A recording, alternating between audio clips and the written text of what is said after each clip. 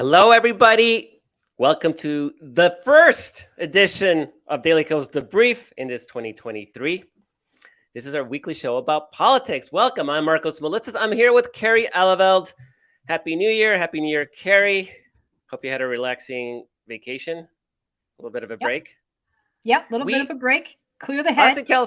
Us in California, we're in the middle of a bomb cyclone.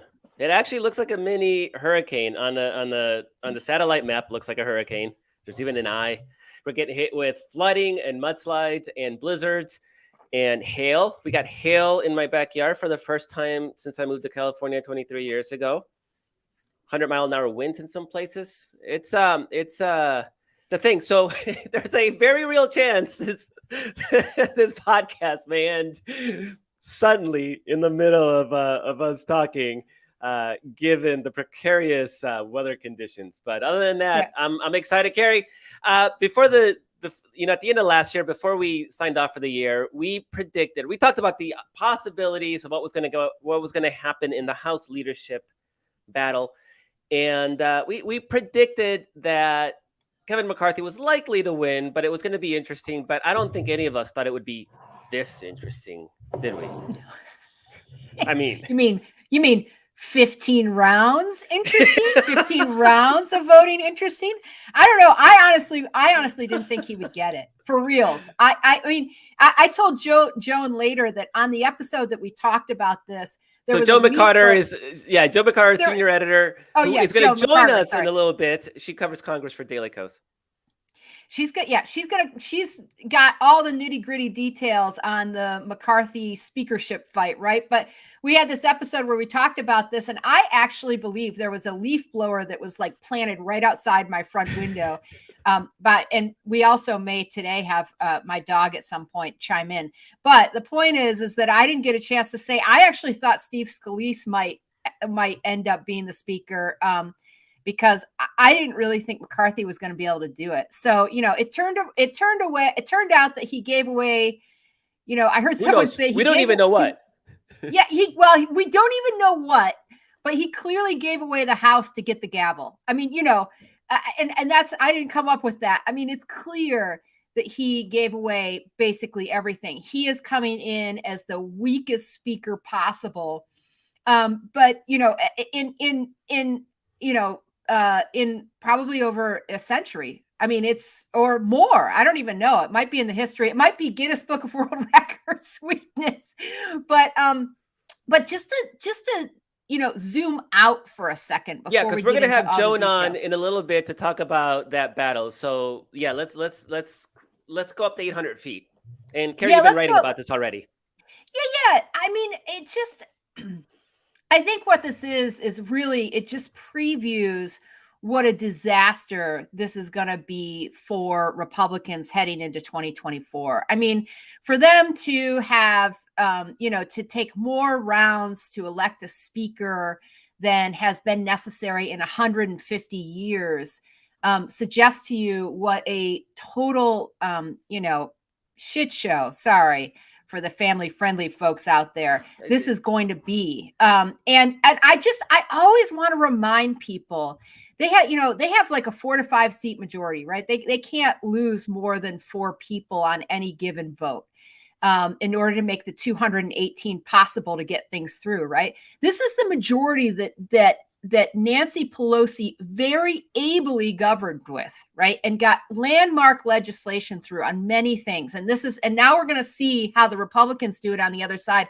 And I think it's going to be very instructive for American voters to see how disabled and crippled and decrepit and pathetic this group of people is, because they no longer, it's as a party, they have no longer any overriding principles, none.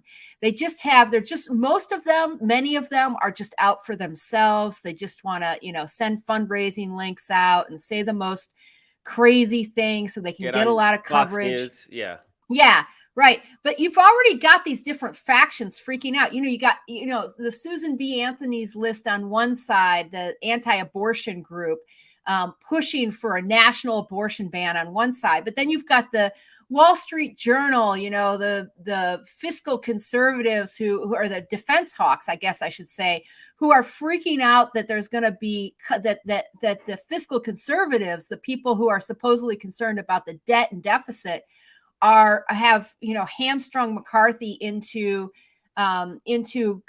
cutting back defense spending, right? So you've got all these factions, and they are going to continue. I mean, there's more than that. Trust me. There's at least like half a dozen interest groups that are going to be at each other's throats over different things. And McCarthy, who has no governing philosophy whatsoever, who gave away everything he possibly could just to get a hold of a gavel that now means nothing, does not have the backbone to rein in any of these people. And so you are going to have this absolute dumpster fire for the next 2 years. And by the time we get to 2024, I think American voters are going to really be thinking, gee, maybe it's not such a good idea to have Republicans in the majority. I would not be surprised at all. I actually think we're going to be in very good position to win back the House majority, considering how few seats we have to flip. And Marcos, how many? I mean, probably Joan can answer this too, but how many? It's like 18. It's like 18 Republicans in Biden districts, and there's a bunch in California and New York that are actually solidly Biden districts. And presidential year turnout, it's going to be a whole different ballgame.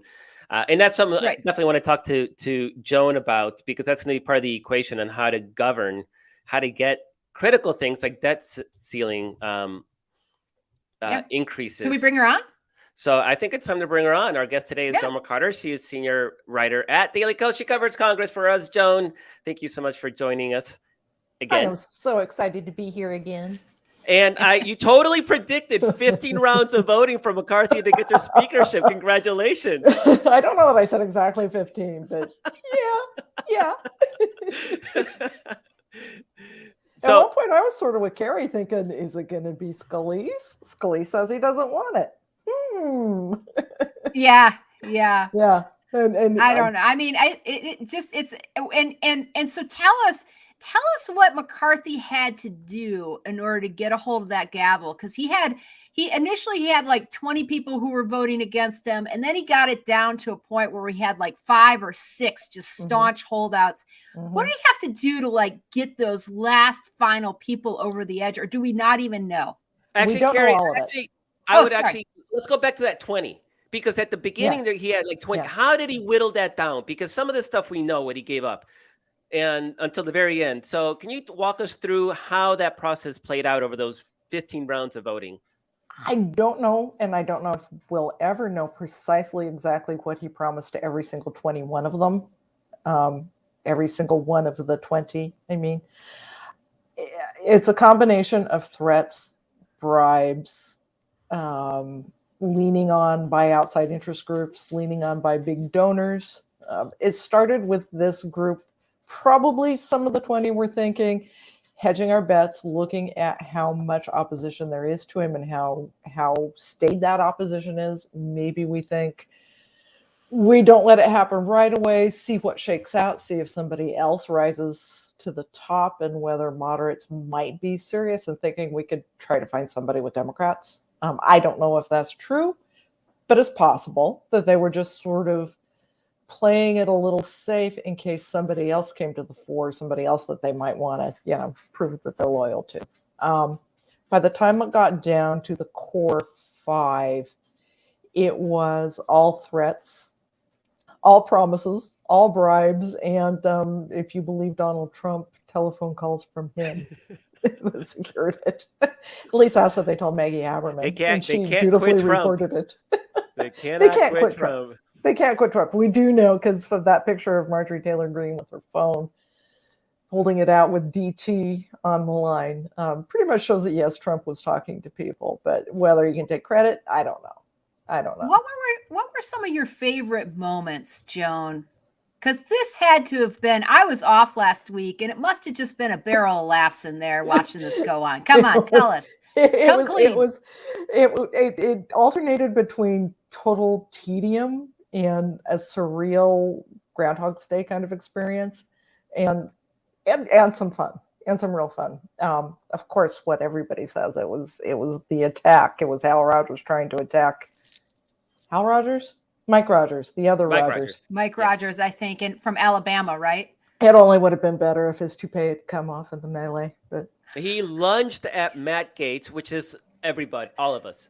We Yeah. all yeah, were yeah. Mike We all Rogers in wanted that to We live vote. were with all Matt Mike Rogers. Go Mike! Go Mike! Go Mike!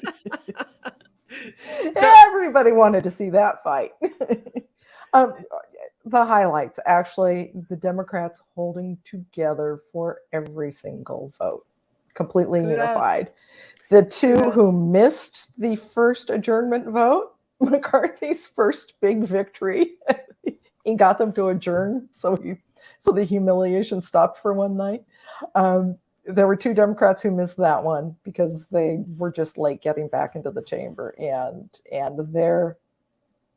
their abject apologies for doing so, and then how the Democrats held together. And Hakeem Jeffries' speech at the end, it was very good. If you haven't seen it, particularly the alphabet bit, what Democrats stand for, A to Z, is really worth seeing and really worth keeping top of mind. Was it zoos or zebras? Zealots and I don't remember. Xylophones? It was pretty clever. I mean, what's your X-rays? X-ray. So one of the kind of more interesting moments I found was, and at this point I think it was just threats, where there was talk about some of the moderate Republicans joining with Democrats to elect a moderate Republican as speaker, somebody like Don Bacon of Nebraska, presumably. And so that started circulating, and nobody really knew if it was real, if it was a threat, if it was a media creation. Do you get a sense of what happened? I'm just guessing that maybe that might have gotten some of the 20 to say, like, if you don't come aboard, people, Democrats may have a say in this. I think that it probably was. Bacon may or may not have been serious in trying to say that in order to try to get McCarthy maybe to look at him a little bit, or to try to have some sway in this whole debate. Clearly he did not. Yeah. I don't think that he really seriously talked to any Democrats. Maybe Ro Khanna, maybe. I'm not sure who he might have actually been talking with, but I really don't think, looking at how unified they were, that he had anybody truly in mind for that. Any Democrats willing to come over. Yeah, I think you're right that not just the Democratic unity was really notable, but how lacking in any drama it was. It was just sort of assumed. They didn't have to do any corralling, any like whipping, it was just, they were just like, we're sticking together. And that's exactly how Pelosi, I mean, now in hindsight, it makes her victories, legislative victories this last term, even more incredible, because she had the exact same, we're talking the exact same margin. Exact same. And there was never any drama. Stuff went through the House, no problem. Yeah. All the drama was in the Senate. It was Joe Manchin and Kyrsten Sinema. There could have been drama in the House, and there was never any drama in the House. And so it speaks to just how Democrats are in array, to flip the old joke, and how maybe after some time, maybe reporters can start talking about Republicans in disarray, because clearly they are a mess. You're seeing a little bit more of that now. I mean, you have to. You have to. It was on display for 4 solid days, all day, every day, on the House floor. I mean, and they were literally in historic disarray. I mean, not just a little disarray, like historic proportions. They themselves were saying they were in disarray. They couldn't even. Nobody was pretending. Couldn't even. No, they were talking about the chaos. They were all obviously angry. I think that they might rethink the whole banning of proxy voting after having spent that long series of votes together, trapped in that chamber, all in the same room, having to vote together. Explain that, because that's actually kind of an interesting twist, because actually you like, what is proxy voting? Why did it exist? Right. Proxy voting was brought into the House it was either March or May of 2020. I think it was early May. COVID. Because of COVID, because of the pandemic, because it was clear that Republicans were not going to be mindful of their colleagues. They weren't masking up. They were ignoring the threat. They were down-talking the threat. So, part of it was personal safety for all of the members, that they not have to be physically in the room in order to vote. Part of it was just because of the whole chaos. They had families to take care of, some of them, kids who weren't in school anymore. Everybody was needing to work remotely, and Congress was no exception. For whatever reason, probably just because Nancy Pelosi did it, Republicans hated it. They took her to court to try to stop it. They took it to the Supreme Court to try to stop it. Of course, the Supreme Court laughed at them. The Party of Freedom. The Party of Freedom. So now proxy voting has ended, and no, Republicans still are not wearing their masks. And I don't know how many have had COVID. I don't know how many have been vaccinated. It's a mystery, but anyway, they all have to be there in person. By ending, that means everybody has to be there in person. Everybody has to be, which is a double-edged sword. Definitely for Kevin McCarthy with this tiny of a majority. Because in any given Congress, people are going to, have some kind of scandal that forces them to retire or resign. A health condition, a death. There are any number of reasons for people to leave Congress in the middle of a session. And if it's a Republican, that's going to make life that much harder for Kevin McCarthy. Well, and we already have a couple that are in serious jeopardy. I mean, George Santos is one of them. There's a federal investigation now, I think, isn't it federal, into his campaign? Federal, local, county, county, state, everybody. And federal. Yeah. Oh, everyone's on board. And FEC. Yes. And Scott Perry, right, from Pennsylvania. Yeah. Isn't he under investigation for He's his under involvement investigation too. Which circles back to one of the things that the House is doing today. Well, first things first, what they put in their new rules about the Office of Congressional Ethics, and essentially gutting it, making it harder for them to hire new staff, and also forcing 3 of the Democratic members on the Board of Governors to have to retire now. They put in term limits, retroactive term limits, to make those guys leave. So that's clearly protecting Santos. It's clearly protecting Perry, taking one step out of the ethics investigations. But also what they are doing today with this select committee that Jim Jordan is going to be running. They call it their church committee. It's the Congressional Overreach in Interfering in Federal Investigations Committee. Part of it to try to stop these investigations. It's not going to work. I mean, all of the people who are subpoenaed have to do is take a page from the Republicans and say, take me to court. You want to enforce a subpoena? Yeah, make me. So Joan, with this tiny majority and with no proxy voting, and say there's a storm and a bunch of Republicans in the South are stuck and can't make it back, and Democrats have a chamber majority. Yeah, exactly. Could Democrats create trouble in the House if they have a majority at the moment? Yeah. One thing that they could do is on discharge petitions, on all of the stuff that the House Rules Committee that is now going to have at least 3 Freedom Caucus members on it. So step back again and talk about the House Rules Committee and how important it is legislatively. Nothing gets to the floor without first going through that committee. So what Democrats, and if they've got the majority on the floor at any given time, and maybe a handful of Republicans who want to go with them, what they can do is file discharge petitions to force legislation to come out of committee and onto the floor, bypassing rules. So that's one thing they can do. That would be also lowering the threshold for a motion to vacate the chair, basically the no confidence rule in the speaker. It's open to any member now, any single member, including Democrats. I mean, if they really want to be obnoxious about it, every other week they bring up a motion to vacate the chair. It's a great idea. Yeah. And there's a lot they can do. Let's be clear, though, that really makes McCarthy beholden to every single member of his very extremist MAGA crazy caucus, right?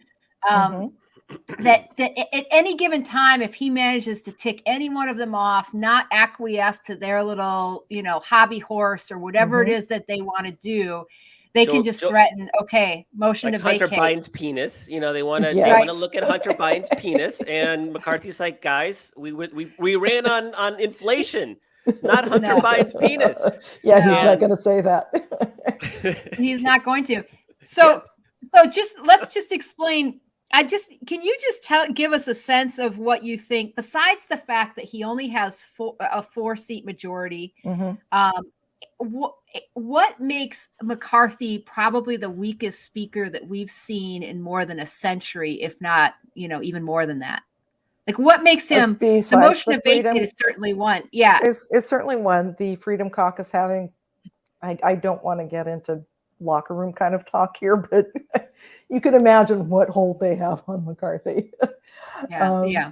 That's a big one. But at the same time, we're already seeing the regular Republicans who should not have gone along with this, but who did, are really starting to worry about this.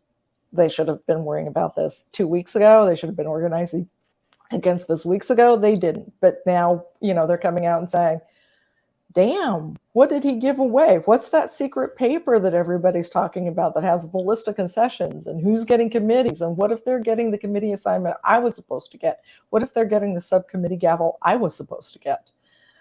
That's going to be a problem for him.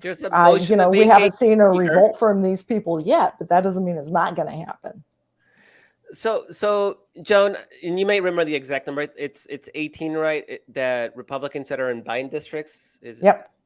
18. A handful of them, more than that majority, are in actually pretty solid Biden districts, and they're going to be in trouble. And so they walk in, they see this chamber that is completely beholden to Matt Gaetz's Lauren Boebert faction, and if they want to get reelected, they really can't go along with this. I mean, they're one and out, and they have to know this. So, is there at any point any hope that they might rebel in just self-preservation and do like the Don Bacon maneuver, do a motion to vacate the speaker, join with Democrats, oust McCarthy, put Bacon in, and redo those committees, and trash that original agreement? A lot of them are freshmen, so we don't know really yet who they are, what they are. It's possible. I'm not going to say that yet, because we've seen Republicans become what they have become without a peep. So I don't want to say they will suddenly grow principles, grow backbones. That's a safe answer. No, they're Republican for a reason. I mean, they saw Donald Trump take over the party. Right. They still ran as Republicans. Exactly. Remember, though, they're in a total vice, those guys, and women, whatever. I'm a Midwesterner, so I say those guys as in everybody, but whatever. So they're in a total vice, because if they did what Marcos is suggesting, they would be primaried in a heartbeat in the next election. So that's just like, basically, if you tried to do that, like join with Democrats to do something that was reasonable, I think they're out on their ear just in the primary. So But then they're glued to all of this crazy stuff the Republicans are going to do in the House majority, and that's going to put them dead in the water, in terms of winning a general election. So I just don't see what they do. I think there's really not a needle for them to thread there. Like that hole is closed. The only thing would be to switch parties. Yeah. I mean, that's right. That's right. They are going to be primaried almost certainly. And I don't know if you saw the agreement. One of the things that came up last week was an agreement between Kevin McCarthy's PAC. It's not literally Kevin McCarthy's PAC, because supposedly, members of Congress can't control PACs. He does. It's a super PAC. Made the agreement with the Club for Growth super PAC not to interfere in primaries, not to spend in primaries. So you've already seen that backing away. Really, the only hope they would have, I would think, would be to switch parties. Yeah, and they ran as Republicans already, tying themselves to Trump's party. So it would be disingenuous if they. Yeah, well, it would be really hard. I mean, it's like Kyrsten Sinema. It's like the opposite of Kyrsten Sinema. Right. Alienating every Democrat and then deciding, I'll run as an independent and maybe I'll have a chance. You know what I mean? Like they would have to pull sort of the opposite maneuver. But we all know how well she's polling among everyone, not just Democrats. She's, I don't think it's a viable option for them either. I think they're just screwed, but if they want themselves, so they want to for a year, and I'm warm. Water's warm over here. Come on over, and screw McCarthy. one last time. That would be delicious. So, Joan, we still need the legislation. We can laugh at the shit Right. show that is the House, and we can run against them in 2024. And I think it's definitely going to help Democratic chances across the board, as opposed to having to defend the trifecta. So there is a huge political benefit, but we have some must-pass legislation, don't we? Yeah. The farm bill is going to come up again. That's pretty much must pass. Is it? Why? The real things that really that's the coastal reason why the farm bill. The farm bill mostly because it funds food stamps and nutrition assistance. Okay, all right. I mean, Coastal that's where approves. Right. Of course, government spending. You know, they took care of it. Thankfully, Democrats did while they were in the majority last month through the big omnibus spending bill. So until September. October 1, September. Okay. the government's funded. Sometime probably in July. It kind of depends on what happens with the student loan repayment thing in the courts. We don't know exactly when we're going to reach the debt ceiling, but we are going to reach the debt ceiling June or July, possibly as far away as August or September. That's going to happen. And the debt ceiling is the authorization to borrow to a certain level. Right. That's the Treasury saying, yes, I have the authority. I have enough spending limit to be able to pay our debts, to service our debts, or we go into default, which is kind of a big deal. It's a huge deal. Before. I mean, most people talk about a potential debt ceiling default being, or a debt default by the U.S. as causing, potentially triggering a global meltdown, global economic meltdown. So it's a huge deal just for people who, I mean, it's really beyond my it's beyond my pay grade to like go into the details on that. I don't really understand all of the stuff. I just know that every time I've heard anyone talk about it, it's a disaster. And so if you're a nihilist Freedom Caucus Republican, this gets you really excited. Yes. Destruction. It's the Trumpian. Well, this was in the rules package. It is in the rules package. It is in the rules package that they will not agree to that unless there is commensurate deficit reduction by the White House, by Senate Democrats.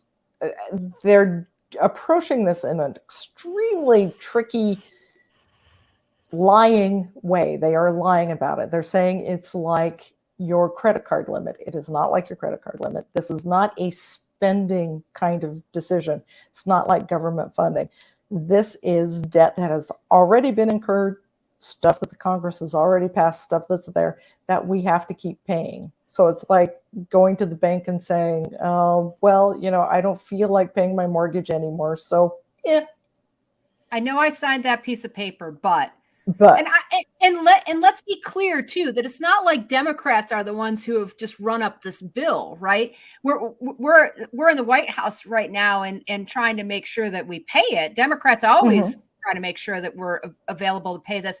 But I just want to be clear that Republicans during Trump, under the Trump tenure, ran up an $8 trillion, nearly $8 trillion deficit. Oh, don't forget the $1 trillion wars the long series of tax cuts to the wealthy, these things. Yeah. So it's certainly bipartisan debt. So I have seen, Joan, and again, we're looking at the moderates, and nobody believes the moderates can ever really deliver. But I don't know if it was, again, Don Bacon or somebody like him saying that there was talk about discharge petitions for must-pass legislation like the debt ceiling increase. Do you put any stock in that, or have you seen anything more? I know you cover this a lot more closely than I do. I think we have to explain what a discharge petition is. Sorry. We talked about it a little earlier. With the Rules Committee, in the context of the Rules Committee. If the Rules Committee refuses to push a bill out, and it happened with Democrats because there were some bills that were so insane coming from Republicans that they just ignored them.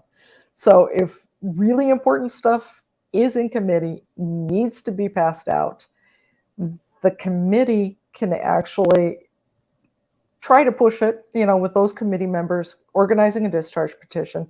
It has to get a majority of members. So every Democrat and however many Republicans they can scrap together, take it directly to the floor. If they have the votes to do it, they can bring that bill directly to the floor. So they can bypass leadership. They can bypass McCarthy and team and the Rules Committee and do that.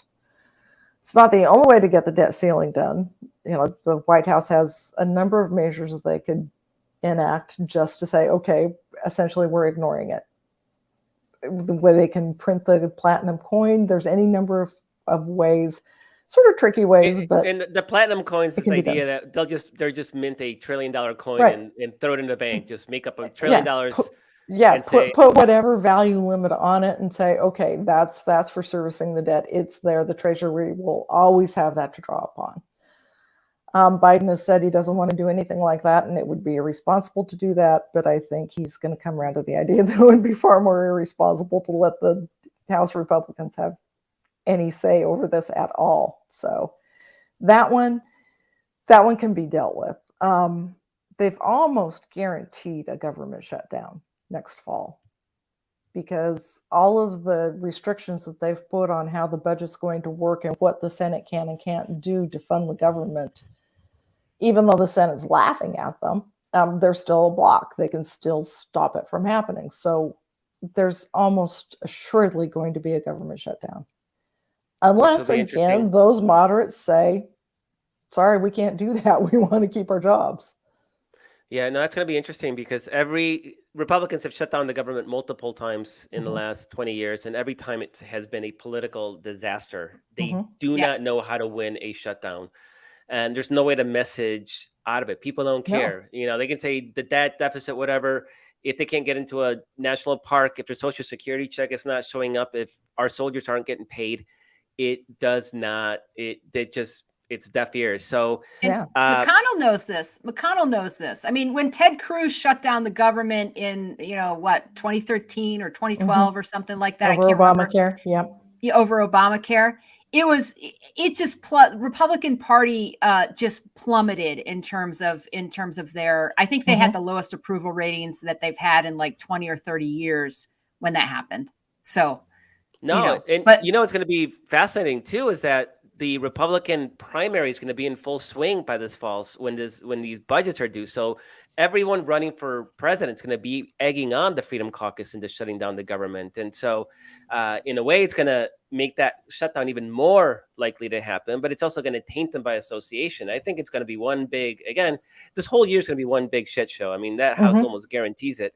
But they are doing things that are just hilariously bad politics. Aside from the policy, they are not good at politics, because they're speaking to this bubble, and this bubble isn't even the Republican Party anymore. It's those 10 to 20 Freedom Caucus types. It's this tiny little. I mean, they're turning off Josh Hawley. Josh Hawley's appalled at them when you lose him. Wow. And I have to gloat a little bit about this with McConnell getting everything he deserves. Having this nightmare Republican shit show in the House, he deserves that. He's the one who first said the debt ceiling is a hostage worth taking.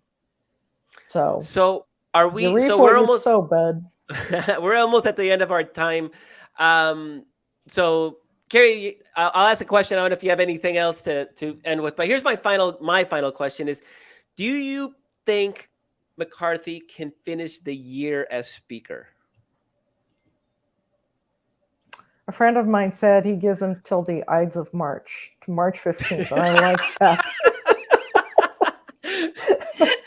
Woo, not even the end of the year. We're talking. I like that. I might give him till 4th of July. I might give him to the 4th of July.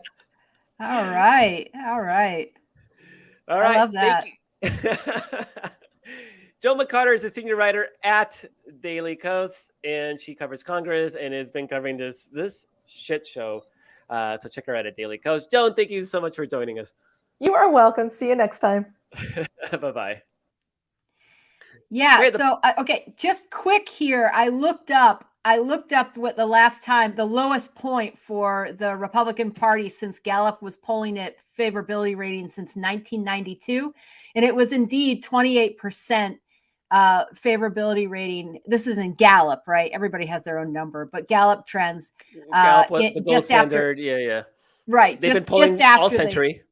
right. They've been polling all century. I mean, everybody's numbers are a little different, but as long as you're comparing apples to apples.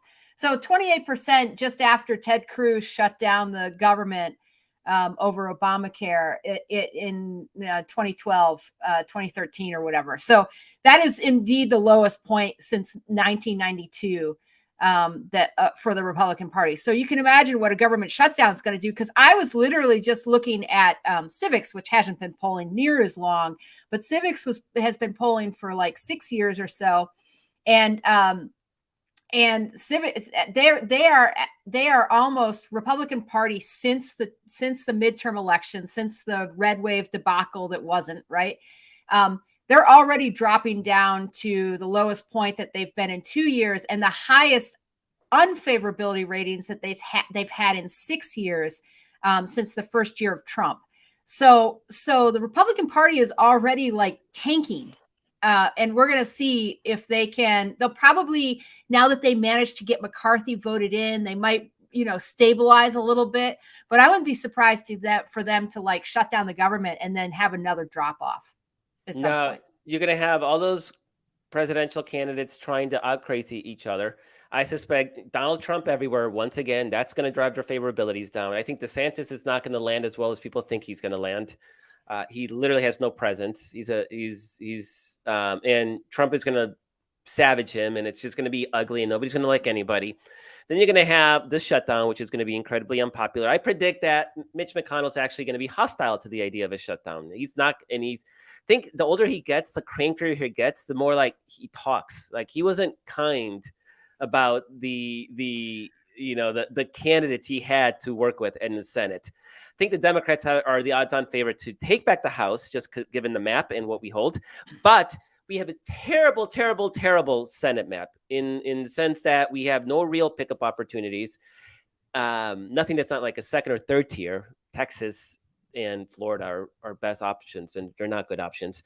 And we had to defend Sherrod Brown in Ohio. We had to defend Tammy Baldwin in Wisconsin. We had to defend John Tester in Montana. We had to defend Joe Manchin in West Virginia.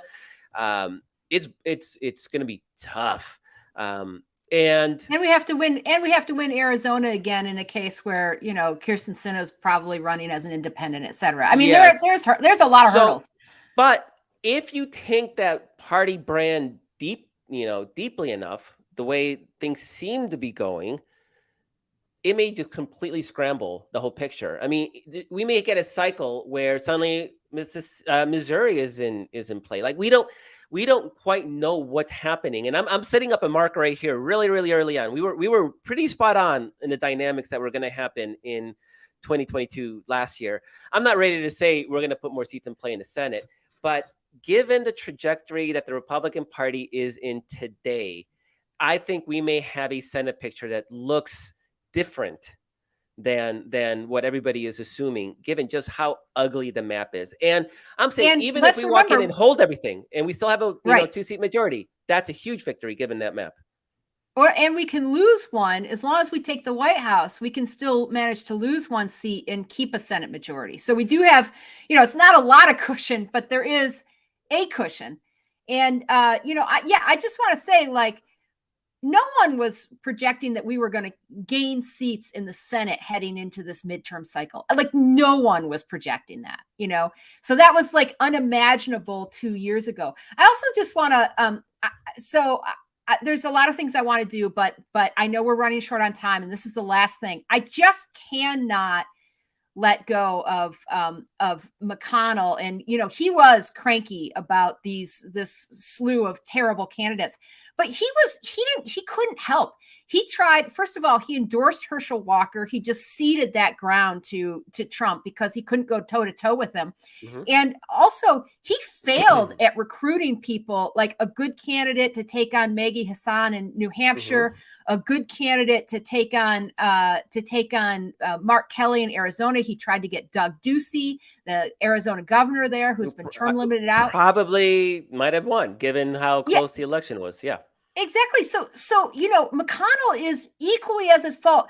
All of the people that he approached to try to recruit as good candidates took one look at his horrific caucus that does nothing and said, I want no part of that. That's ridiculous. Like, if I want a future in politics, if I ever want to run for president, I can't do it as a Republican senator. It's ridiculous. But So how are they yeah. those same people, how are they going to look at where the Republican Party is today and what they're doing in the House and go like, oh, you know what, never mind, I'm going to run this time? I mean, it's even worse now. No, it's Recruitment worse. is going to be even more challenging, particularly because they're going to anybody decent's going to have to face a Matt Gaetz, Lauren Boebert, Taylor Greene clone in the primary, and nobody wants to deal with that. If there's maybe, I mean, this is way out, but there's one possible shot. Right now I'm looking at Morning Consult, right? And it has these who's top of the list for winning the GOP presidential primary or nomination, right? Donald Trump still at 46%, followed by Ron DeSantis, 33%. Then you drop all the way down to Mike Pence at 9%, Liz Cheney at 3%, and then everyone else is below them. Nikki Haley, Ted Cruz, Greg Abbott, Mike Pompeo, Tim Scott, Kristi Noem, Glenn Youngkin. Those are at 0%. Not all of them, but Glenn Youngkin and Kristi Noem are at 0%. That's so, but there is a possibility. I suppose there's a possibility that someone gets, they make some rule changes in some of these states so that it's not winner take all. And then you have Donald Trump and Ron DeSantis, kind of like going at each other for the MAGA. And then someone is smart enough to come up on the other side.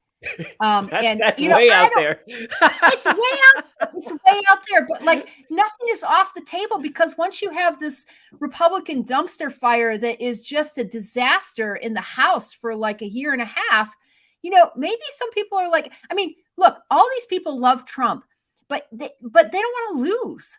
They don't want to lose. This is the problem. So you're going to have some people kind of being like, I don't know, I can't vote for that guy again. I don't want to be a loser in the general election again. And he is a bona fide loser. He just has lost over and over again. And the anti-abortion crew is sort of pissed at Trump because Trump was going after the extremism of the anti-abortion people by not wanting to have exceptions for rape and incest. And so that vote may be up for grabs. And if that vote is up for grabs, that election may be all about who is the most virulently anti-abortion. Oh my God, and that would given be crazy. Given what happened last November, that may be the ultimate poison pill for that Republican Party. I mean, there's going to be a lot to happen, and these dynamics are going to be sort of emerging over these coming months. So it's gonna be really fun covering it. It's too bad that real life is at stake here. I mean, real issues. Yeah, I mean, people will suffer because of this. And people will suffer. The most vulnerable among us, the people who are already struggling to pay bills, they will suffer. This is going to cost American taxpayers. There are checks, at some point there's going to be payments that aren't made. If there's any sort of serious global disruption economically, it's always going to hit hardest on the people who, really don't have a cushion for savings. I mean, we joke about this, but I guarantee you this will be painful. Republicans are going to inflict pain on the American people, and most of that pain is going to go to the people who can least afford it. Absolutely. On the silver lining to all of that, we talked about, Carrie, this was one of your themes. It was about breaking the Republican Party. And we went a long way towards doing that, retaining the Senate and creating because if McCarthy had a 40-seat majority in the House, none of this would be happening. They'd be cruising along, ready to. Instead, they are at each other's throat. They're in all-out civil war, and they are giving us the conditions that we need to hopefully deliver another serious blow to that conservative movement next year. So, absolutely, well said.